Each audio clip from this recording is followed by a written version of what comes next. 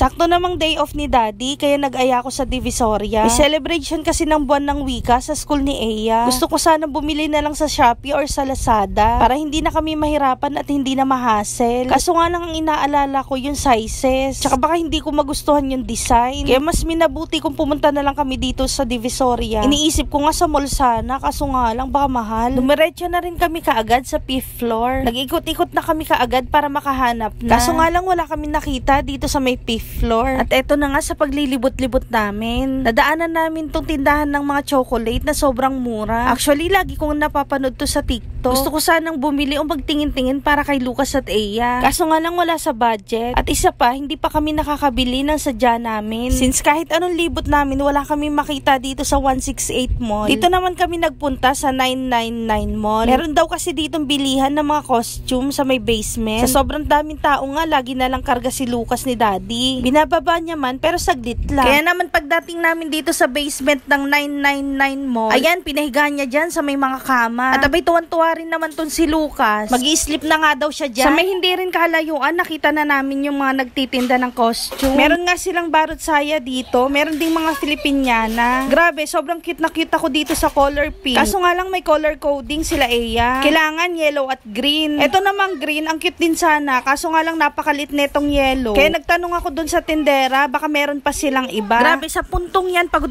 na kami maglakad ni Daddy. Kanina pa kasi kami naghahanap niyan. At buti na lang din, may nilabas si ate. Color yellow yung pinaka-Filipiniana. Then yung parang mga scarf niya is color green. Kinuha ko na kasi combination daw ng green at yellow. Saktong-sakto na yun sa team nila Aya. At ito naman dalawa, napakagala. Binalikan ko sila kung saan ko sila iniwanan, pero wala. Dito pala sila nagpunta sa may mga electric bike. Nung nag-aya naman na ako umalis, nag-iiniyak na tong si Lucas. Labihan ko siya na mamili siya, pero isa lang. Pinili niya itong excavator na battery operated. Ayoko na sanang bilhin yan kasi meron na siyang ganyan. Kaso nga lang masyadong siyang tuwan-tuwa, kaya hinayaan ko na lang. Binabayaran ko na lang agad din kay Daddy. Saktong paglabas namin, may nagtitinda ng mangga tsaka ng singkamas. Bumili na lang muna kami ni Daddy. Sobrang paborito kasi namin yan. Lalo na napakasarap ng bagoong, promise. Inubos lang namin yung binili namin, then after, bumalik kami sa 168 Mall. Nagpunta kami dito sa may food court sa 5th floor. Balak kasi namin kumain muna bago umuwi. Sobrang init pa kasi nung time na yan. Nakamotor lang kasi kami nung nagpunta dyan. Madami sanang masasarap na pagkain dyan, kaso nga lang ang haba ng pila. Kaya nakapag-decide kami ni Daddy mag-fried noodles na lang. Bukod sa walang pila, masarap din naman yan. Tinernohan na lang namin ng gulaman ni Daddy. Yun nga lang, ayaw ni Lucas. Okay na rin yun na ayaw niya kasi may toyo yan, bawal sa kanya. Nung time na yan, grabe, sobrang daming tao sa Divisoria. Palibhasa weekend kasi. Lalo na dito sa food court, grabe, natagalan talaga kami makahanap ng mauupuan. Halos naubos na nga ang oras namin kahihintay ng matatapos. Pero carry lang naman. Kasi nung time na yun, nagpapalipas kami ng oras para hindi kami mainitan pag uwi. Nagre-request pa nga si Daddy niyan na kumain na lang muna kami sa Jollibee dyan. Para naman daw makakain si Lucas. Pero hindi na ako nag-agree kay Daddy. Paano ba naman kasi sobrang haba ng pila. Baka abutin pa kami ng anong oras. Habang kumakain naman kami, busy tong si Lucas maglaro. Kahit anong pilit ko dyan kanina na kumain siya, ayaw niya. Siguro nabubusog na siya, makita niya lang tong bagong laruan niya. Palibhasa kasi napakahilig talaga niyan sa laruan. Lalo na yung mga ganyang truck. Yun lang, share ko lang. Salamat.